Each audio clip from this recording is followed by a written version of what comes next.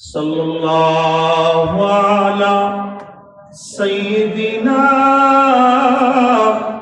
व मौलाना मुहम्मद व अला आलिहि व अस्हाबिहि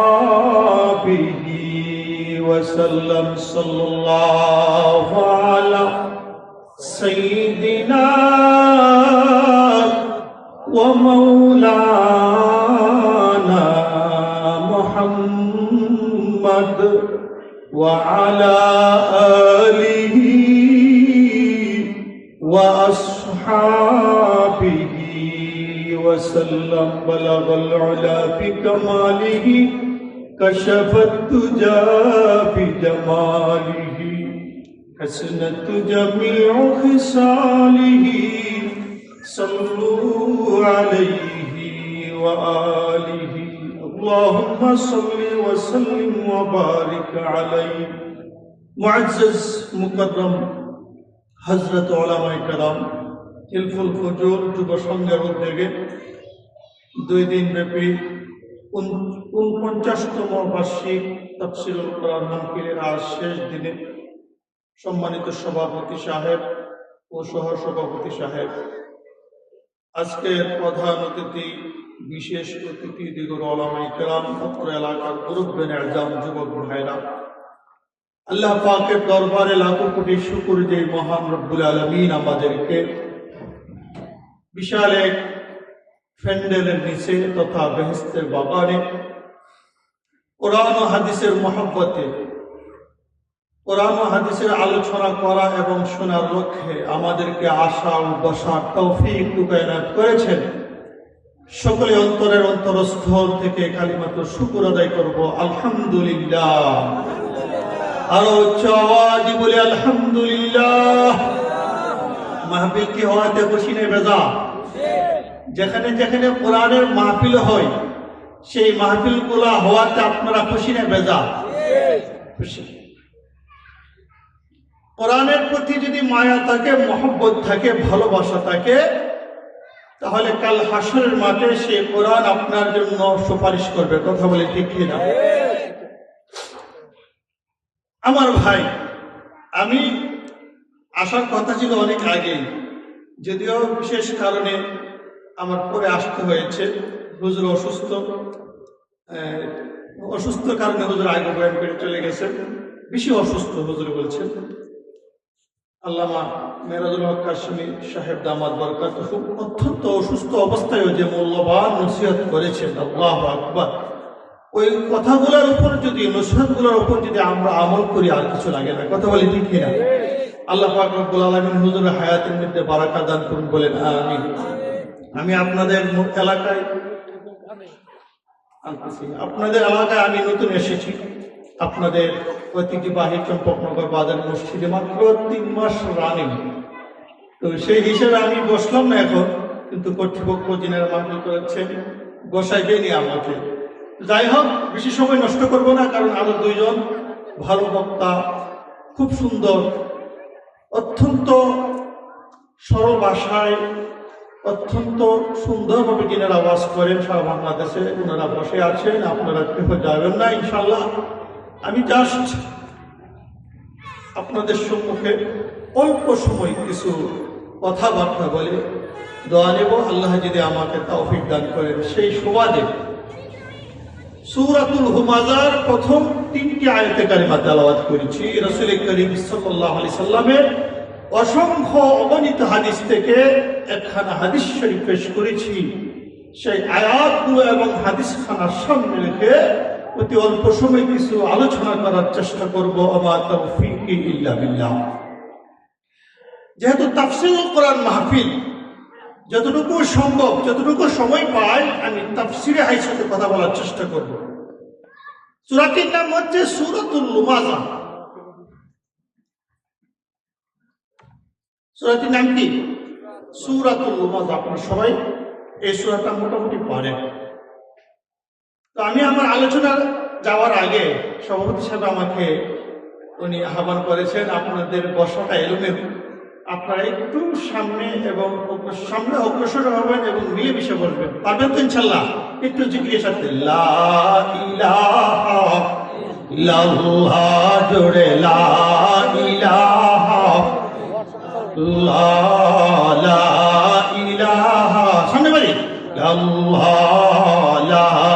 ইলাহা, নাই কোনো মাবুদ আল্লাহ ছাড়া, নাই কোনো মাশুক আল্লাহ ছাড়া, নাই কোনো মাবুদ আল্লাহ ছাড়া, নাই কোনো মাশুক আল্লাহ ছাড়া। বল লা ইলাহা ইল্লাল্লাহ, লা ইলাহা লা ইলাহা ইল্লাল্লাহ মুহাম্মাদুর রাসূলুল্লাহ সাল্লাল্লাহু আলাইহি ওয়াসাল্লাম। আমার ভাইরা বাবারা, মহান রব্বুল আলামিন তেলাওয়াতকৃত সূরার মধ্যে সর্বপ্রথম আল্লাহ তাআলা লানত দিয়েছেন, অভিশাপ দিয়েছেন। আল্লাহ পাক রব্বুল আলামিন বলেন, ওয়াইল, আমি আল্লাহর পক্ষ থেকে লানত, অভিশাপ, দীক্ষার ধমক ওই সমস্ত ব্যক্তিদের ব্যাপারে। তারা কারা? আল্লাহ বলেন, লিকুল্লি হুমাযাতিল লুমাযা, যারা মানুষের সামনেও সমালোচনা করে, পিছনেও সমালোচনা করে, অর্থাৎ বদনাম করে, নিন্দা করে, মানুষের দোষ বলে বলে বেড়ায়। কথা বলে ঠিক কিনা? এক শ্রেণীর মানুষ আছে মানুষের সামনে সমালোচনা করে, চার হোস্টেলে বসে বসে মানুষের সমালোচনা করে, অপরের দোষ বর্ণনা করে।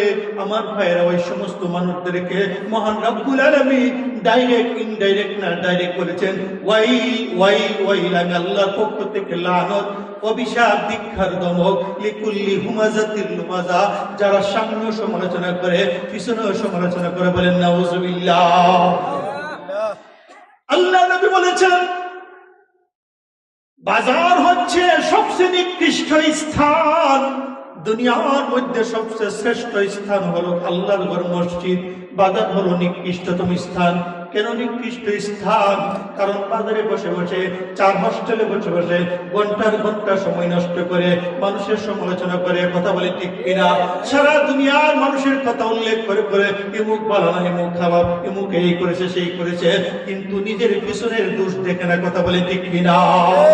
আল্লাহ কোরআন অন্য আয়াতে বলেছেন, যদি কোনো ভাই অন্য ভাইয়ের সমালোচনা করে, তার অপরাধটা তত বড় যেন সে নিজের আপন ভাইয়ের গোশত টেনে দিচ্ছে, ছিঁড়ে ছিঁড়ে নিজে খায়। নাউযুবিল্লাহ।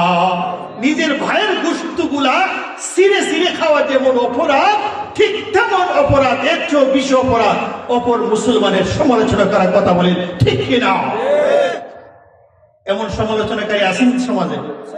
অভাব নাই।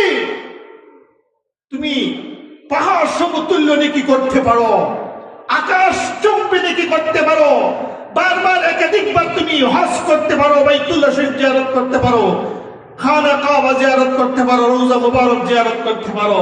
খোদার কসম, তুমি যখন সমালোচনা ছাড়বে না, তোমার আকাশ চুম্বে নাকি, পাহাড় সমতুল্য নাকি কাল হাসরের মাঠে তোমার সবগুলা বিলীন করে দিতে হবে। কথা বলে ঠিক কিনা? কাল হাসরের মাঠে যার সমালোচনা করেছো, আল্লাহর কাদ্দারে বলবে, প্রভু হও, আমার সমালোচনা করে সমাজে আমাকে এই প্রতিপন্ন করেছে, আমার সম্মানহানি করেছে, তোমার কাছে বিচার দরখাস্ত করলাম। আল্লাহ বলবেন, হে আব্দুল করিম, তুমি সমালোচনা করেছো, কাজেই তুমি তাকে নেকি দিয়ে দাও। নাউযুবিল্লাহ। এমন ভাবে যাদের সমালোচনা করেছো তাদেরকে নেকি বন্টন করতে করতে, নেকি দিতে দিতে নেকি শেষ হয়ে যাবে এক পর্যায়ে, তারপর তার গুনার বোঝা তোমার মাথায় নিতে হবে। কথা বলে ঠিক কিনা? তাহলে সমালোচনা করলে কার লাভ? যার সমালোচনা করছেন তার লাভ, আর যিনি সমালোচনা করছেন তার ক্ষতি। কথা বলে ঠিক কিনা? সাময়িকের জন্য দুনিয়াতে যার সমালোচনা করলেন, সে অল্প সময়ের জন্য বা দুনিয়াতে সাময়িকের জন্য সে হেই প্রতিপন্ন হবে বা একটু ক্ষুণ্ণ হবে, সমাজে তার মাথা নিচু হবে। কিন্তু আমাদের আসল বাড়ি কাল হাসরের মাঠে, তার মাথা হবে সকলের উপরে, তার সম্মান হবে সকলের উপরে। কথা বলে ঠিক কিনা? আমার ভাই, আল্লাহ রাব্বুল আলামিন বলেন, ওয়াইলুল লিকুল্লি হুমাযাতিল লুমাযা, আমি আল্লাহর পক্ষ থেকে লানত অভিশাপ দীক্ষার দমক ওই সমস্ত ব্যক্তির ব্যাপারে যারা মানুষের সামনে সমালোচনা করবে এবং মানুষের পিছে সমালোচনা করবে। এরপরে আল্লাহ লানত দিচ্ছেন, অভিশাপ দিচ্ছেন।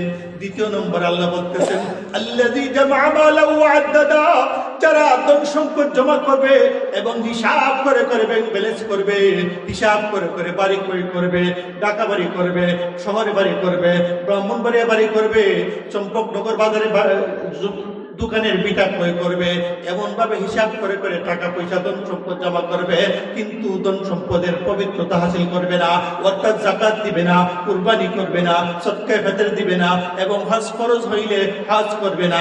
এই বছর না আগামীতে, আগামীতে না আগামীতে, এমন ভাবে করতে করতে একদিন দুনিয়া থেকে বিদায় নিতে হয়। কথা বলেন ঠিক কিনা? আল্লাহ নবী উদ্দোয়া দিয়েছেন, যেই বান্দার উপরে হজ ফরজ হইল, যেই বান্দার উপরে হজ ফরজ হইল শরীয়ত মোতাবেক, কিন্তু শরীয়তের কোনো বাধা নাই, কোনো উযর আপত্তি নাই, এরপরও হজ করলো না, আল্লাহ নবী উদ্দোয়া দিলেন, ওই বান্দা ওই বান্দি ইহুদি হইয়া মরে যাক, নাসারা হইয়া মরে যাক, আমি নবীজির কোনো আফসোস নাই। বলেন নাউযুবিল্লাহ। হজ ফরজ হওয়ার পরে হজ করলো না, আল্লাহ নবী অভিশাপ দিয়েছেন, যে রাহমাতুল লিল আলামিন দুনিয়ার কাফির বেঈমানদেরকে অভিশাপ দেয় নাই। কথা বলে ঠিক কিনা? তায়েফের ময়দানে নবীকে রক্তে রঞ্জিত করেছে, পাথর দিয়ে নিক্ষেপ করে নবীর রক্ত মুবারক একেবারে রক্ত রঞ্জিত করে ফেলেছে। তাদের সন্তানদেরকে পাগল বলে লেলিয়ে দিয়েছে। এই যে সন্তানেরা শুনো, একটা মোহাম্মদ নামে একটা পাগল, যাও যাও যাও তাকে দৌড়ায় দিয়ে আসো, নাউযুবিল্লাহ। এমন ভাবে পাগল বলে লেলিয়ে দিয়েছে পোলাপানদেরকে। পোলাপান পিছন দিক দিয়ে পাথর দিয়ে নিক্ষেপ করে আর হাসাহাসি করে ঠাট্টা বিদ্রুপ করে আল্লাহর আরশ কাঁপতে শুরু করেছে। আল্লাহ রাব্বুল আলামিন জিবরাইলকে পাঠাইছে, হে জিবরাইল যাও, আমার হাবিব যদি অনুমতি দেয় তুমি তায়েফটাকে ধ্বংস করে দিবা, উল্টে দিবা। জিবরাইল আলাইহিস সালাম নবীজির কাছে এসে বলতেছে, ইয়া রাসূলুল্লাহ, ইয়া হাবিবাল্লাহ, তায়েফ এসে আপনাকে রক্তে রঞ্জিত করেছে, আল্লাহর আরশ কম্পন হয়ে গেছে, আল্লাহ সন্তুষ্ট করতে পারে না। এই মুহূর্তে যদি আপনি আমাকে নির্দেশনা দেন, আদেশ দেন, হুকুম দেন, অনুমতি দেন, আমি তায়েফটাকে উল্টায় ধ্বংস করে দিব। আল্লাহু আকবার। এই কথা বলতে দেরি হয়েছে। আল্লাহ নবী বলেন, না না না জিবরাইল, তায়েফবাসী বুঝে নাই, তায়েফবাসী বুঝতে পারে নাই, তুমি যদি এই মুহূর্তে তাদেরকে ধ্বংস করে দাও, আমি কার কাছে ইসলামের দাওয়াত দিব, কার কাছে কালিমার দাওয়াত দিব? আল্লাহু আকবার। উত্তর দিছেন?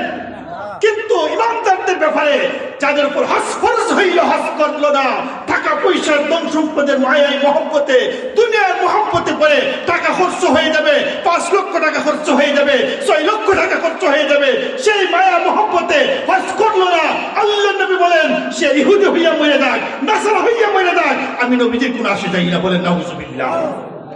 আল্লাহ রাব্বুল আলামিন বলেন, ওয়াইলুল লিকুল্লি হুমাযাতিল লুমাযাহ আল্লাযী জামা মালাহু ওয়া আদ্দাদা, যারা ধন সম্পদ জমা করে রাখবে, হজ ফরজ হইলে হজ করবে না, কুরবানি ওয়াজিব হইলে কুরবানি করবে না, যাকাত ওয়াজিব হইলে যাকাত দিবে না, সদকা ফিতর ওয়াজিব হইলে সদকা ফিতর দিবে না, আমার ভাই মসজিদ মাদ্রাসায় দান করবে না, এই সমস্ত তাফসীর মাহফিলে দান খয়রাত করবে না, ফকির মিসকিনদেরকে দান খয়রাত করবে না, এতিম বিধবাদেরকে দান খয়রাত করবে না। আল্লাহ রাব্বুল আলামিন ডাইরেক্ট অভিশাপ দিয়েছেন, তাদের প্রতি আমি আল্লাহর পক্ষ থেকে লানত, অভিশাপ, দীক্ষার ধমক। নাউযুবিল্লাহ। তারপর আল্লাহ বলেন, ইয়াহসাবু আন্না মালাহু আখলাদা, আল্লাহ বলেন যারা ধন সম্পদ জমা করে, ব্যাংক ব্যালেন্স করে, তারা মনে করে, ইয়াহসাবু, তারা মনে করে, আন্না মালাহু আখলাদা, নিশ্চয়ই তাদের মাল, তাদের ধন সম্পদ তাদেরকে চিরস্থায়ী করবে, তাদেরকে চিরঞ্জীব করবে, তাদের সম্মান বাড়াইবে, তাদের ইজ্জত বাড়াইবে, তাদের হায়াত বাড়াইবে, তাদের ধন দৌলতের দ্বারা তাদের চিরস্থায়িত্বটা চিরঞ্জীব হবে, লম্বা হবে। আল্লাহ বলেন, কাল্লা লা ইউবাদান্না ফিল হুতামা, আল্লাহ বলেন, হে বান্দা, তুমি যতই মনে করো তোমার ধন সম্পদের দ্বারা তোমার ইজ্জত বাড়বে, সম্মান বাড়বে, হায়াত বাড়বে, আমি আল্লাহ বললাম কাল্লা, কখনো নয়, কখনো নয়, লা ইউবাদান্না ফিল হুতামা, বরং তোমাদের স্বীয় ধন সম্পদ তোমাদেরকে হুতামা নামক জাহান্নামে টেনে হেঁচড়ে নিয়ে যাবে। বলেন নাউযুবিল্লাহ। ধারাবাহিকভাবে আল্লাহ বলে দিয়েছেন, যারা ধন সম্পদে যাকাত দিতে চায় না, হজ করতে চাইলে তারা মনে করে ধন সম্পদ থাকলে বুঝি তাদের ইজ্জত বাড়বে, সম্মান বাড়বে, তাদের হায়াত বাড়বে, তাদের স্থায়িত্ব বাড়বে। আল্লাহ বলেন কাল্লা, কখনো নয়, লাইম বাজারনা ফিল হোতামা, বরং শিওর ধন সম্পদ তাদেরকে টেনে হেসে হোতামা নামক যে জাহান্নামটা আল্লাহ তৈরি করেছে, সেই জাহান্নামটা একমাত্র ওই সমস্ত ধনাত্ম লোকদের জন্য যারা ধন সম্পদকে পবিত্র করে না। জোরে সরে বলেন নাউজুবিল্লাহ। ধন সম্পদের পবিত্রতা করার দরকার আছে কি নাই? কিভাবে? যাকাতের মাধ্যমে, দান খায়রাতের মাধ্যমে। যারা দান খায়রাত করবে না, আল্লাহ তাদেরকে ঈমানদার বলে সম্বোধন করেন নাই, বরং বেঈমান বলে সম্বোধন করেছেন। অন্যত্র আল্লাহ এই আয়াতের তাফসীরের ব্যাখ্যা করতেছেন, তাফসীরুল কোরআন বিল কোরআন দ্বারা করতেছেন। ওয়াই আওয়াইতাল্লাযী ইউকাযযিবু বিদ্দীন ফাযালিকাল্লাযী ইয়াদউল ইয়াতীম ওয়ালা ইয়াহুদ্দু আলা তাআমিল মিসকিন। আল্লাহ রাব্বুল আলামিন বলেন, অগণবে যে আপনাকে দেখেন না ওই সমস্ত লোকদেরকে যারা আমার ধর্মকে মানে না, আমার ধর্মকে প্রকৃতভাবে বিশ্বাস করে না। তারা কারা? ফাযালিকাল্লাযী ইয়াদউল ইয়াতীম, যারা এতিমদেরকে ধমক দিয়ে বের করে দেয়। ওয়ালা ইয়াহুদ্দু আলা তাআমিল মিসকিন, এবং যারা মিসকিনদেরকে খাবার দিতে উৎসাহ করে না। বলেন নাউজুবিল্লাহ। আসেননি? মিসকিনদেরকে খাবার দেই না। ফকির মিসকিন যখন বাড়ির পাশে আসে, আমাকে আল্লাহর রাস্তে 5টা টাকা দাও, 10টা টাকা দাও, ধমক দিয়ে সরাইয়া দেয়।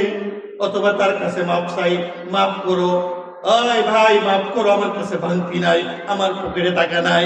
এতিম যখন আসে, মাদ্রাসার ছাত্র যখন, এতিম ছাত্র যখন রোজিং এর জন্য আসে, ধমক দিয়ে তাড়ায় দেয়। আল্লাহ বলেন, আর আইতাল্লাযী ইউকাযযিবু বিদ্দীন, অগণবী যে আপনি কি দেখেন না ওই সমস্ত লোকদেরকে যারা আমার ধর্মকে প্রকৃতপক্ষে মানে না, মুখে মুখে মানে কিন্তু অন্তর দিয়ে মানে না। তারা কারা? ফাযালিকাল্লাযী ইয়াদউল ইয়াতীম, যারা আমার এতিম সন্তানদেরকে ধমক দিয়ে বের কইরা দেয়। নাউজুবিল্লাহ। এতিম, যারা এতিম সন্তান, যাদের মাতা নাই, যাদের পিতা নাই, তাদেরকে ধমক দিয়ে বের করে দেয়। এমন মাদ্রাসা ছাত্রদেরকে দেখলে অনেকে ধমক দেয়। কথা বলে ঠিক না? ঈমান থাকবে না, এই আয়াতের দ্বারা প্রমাণ। আমার ভাই, আল্লাহ রাব্বুল আলামিন বলেন, যারা ধন সম্পদ পবিত্র করবে না, তাদের বিষয়ে আমি আল্লাহর পক্ষ থেকে লানত, অভিশাপ, দীক্ষার দমক এবং তাদের স্বীয় ধন সম্পদ তাদেরকে হোতামা নামক জাহান্নামে নিয়ে যাবে।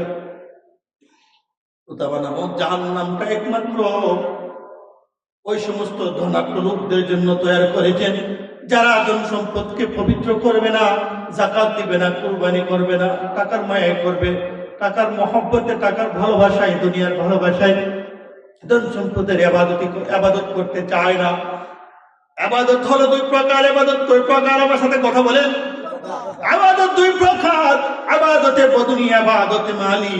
আপনি ইবাদতে বদনি করবার সময় সবার আগে নামাজের কাতারে সবার আগে, কিন্তু যখন ইবাদতের মালির কথা আসে আপনি সবার পিছনে। কথা বলে ঠিক কিনা?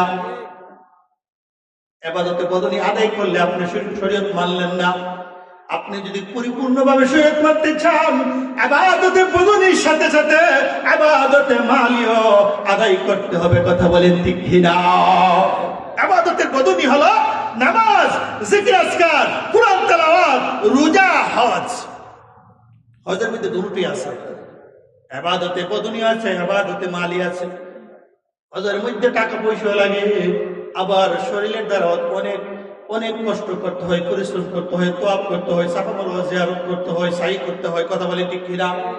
আমার ভাই, কাঙ্কর নিক্ষেপ করতে হয়। এই জন্য হজের মধ্যে ইবাদতে মালিও আছে, ইবাদতে বদনি আছে। আগে হলো ইবাদতে মালি, টাকা পয়সা থাকলে হজে যাওয়া যায়। এরপরে যাওয়ার পরে ইবাদতে বদনি। কথা বলেন ঠিক কিনা? রোজার মধ্যে ইবাদতে বদনি, ইবাদতে বদনি। হুজুরে বলে গেছেন রোজা সম্পর্কে, এই জন্য আমি সেদিকে গেলাম না। কিন্তু আমি একটা কথা বলি, আমার আয়াতের মধ্যে এই কথা আসছে, মানুষের নিন্দা করা, সমালোচনা করা যাবে না।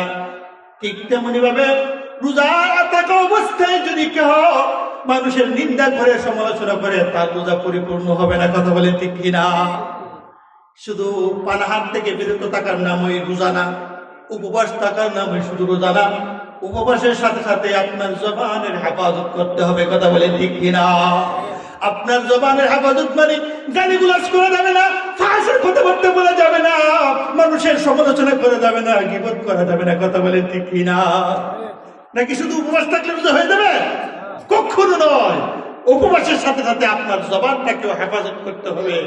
অযথা কথাবার্তা বলা যাবে না, ভাষা কথাবার্তা বলা যাবে না, সুগুলখুরি করা যাবে না, নিন্দা করা যাবে না, গালিগুলাজ করা যাবে না, কথা বলে ঠিক কিনা? আমার ভাই, এবার সামনের দিকে যান। আল্লাহ রাব্বুল আলামিন বলতেছেন, কাল্লা, কখনো নয়। তোমরা যতই মনে করো তোমাদের ধন সম্পদ তোমাদেরকে চিরস্থায়ী করবে, তোমাদেরকে চিরঞ্জীব করবে, তোমাদের সম্মান বাড়াইবে, তোমাদের ইজ্জত বাড়াইবে, ধন সম্পদ সম্মান বাড়াইতে পারে না। বাড়াইতে পারে? আমার ভাই একজন ধনাঢ্য লোক, সে ধন সম্পদের আবাদত করে না, অর্থাৎ পবিত্রতা হাসিল করে না, নামাজের ধার ধারে না, আবাদত বন্দিগি করে না, আবার মাল সামানের আবাদত বন্দিগি করে না, আবাদতে বদনি আদায় করে না, আবাদতে মালিও আদায় করে না, কিন্তু তার গ্রামের মধ্যে খুব সুন্দর একটা বাড়ি তৈরি করেছে, ব্রাহ্মণবাড়িয়া শহরে সুন্দর বাড়ি তৈরি করেছে, ঢাকা শহরের রাজধানীর মধ্যে সুন্দর বাড়ি করেছে, নারী গাড়ি বাড়ির কোনো কিছুর অভাব নাই। কিন্তু যখন রাত্রেবেলা ঘুমাইতে যায়, তার চতুর্দিকে সিকিউরিটি আছে, কোনো চোর ডাকাতেরও ভয় নাই, কথা বলে দেখি না। এয়ার কন্ডিশনে ঘুমায়, না আছে শীত, না আছে গরম, তারপরও দেখা যায় তার চোখে ঘুম আসে না। কারণটা কি? কারণটা একমাত্র অশান্তি, কথা বলে ঠিক না?